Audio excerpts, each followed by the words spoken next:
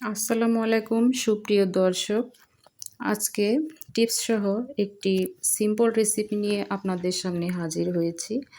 তো এখানে শুরুতেই সরিষার তেল গরম করে এখানে কাঁচামরিচ, পেঁয়াজ আর হালকা লবণ দিয়ে একসঙ্গে একটু ভাজা ভাজা করে নেব। তো ভিডিওটি শেষ পর্যন্ত কন্টিনিউ করবেন। যদি কোথাও স্কিপ করেন তাহলে মিস করে যাবেন।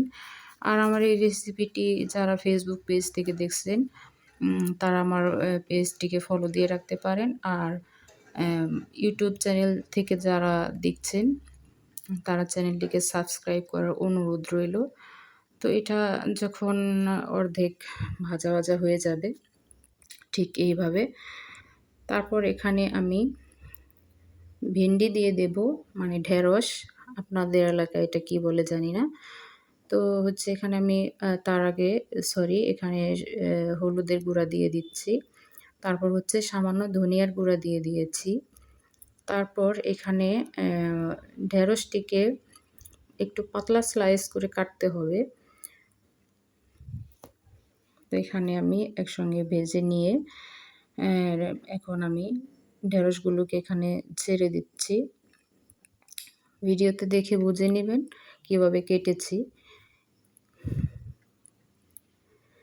তো এই রেসিপিটি ঢেঁড়সগুলো একদম সিদ্ধ হয়ে যাবে এবং সবুজ কালারটা বজায় থাকবে।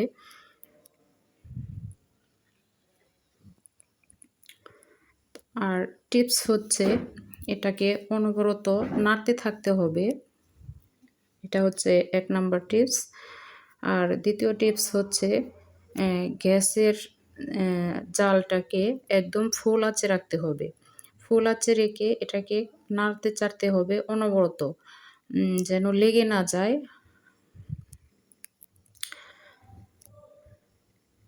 তারপর কালারটা চেঞ্জ হয়ে আসলে এখানে লবণ দিয়ে দিতে হবে। তো আমার এটা কালারটা চেঞ্জ হয়ে এসছে, আমি এখানে লবণ দিয়ে দিচ্ছি। আগে থেকে লবণ দিলে এটাতে পানি ছেড়ে দিবে আর ক্যাতক্যাতে হয়ে যাবে। ভাজির মতো হবে না। এটাকে অনবরত নাড়াচাড়া করতে হবে।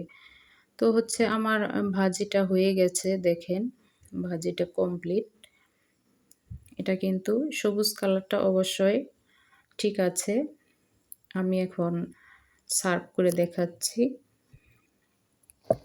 দেখুন আমার ভাজিটা কিন্তু সবুজ কালার আছে এবং সুন্দর মতো সিদ্ধ হয়ে গেছে। তো দেখা হবে পরবর্তী ভিডিওতে। ততক্ষণ সবাই ভালো থাকবেন। ধন্যবাদ সবাইকে।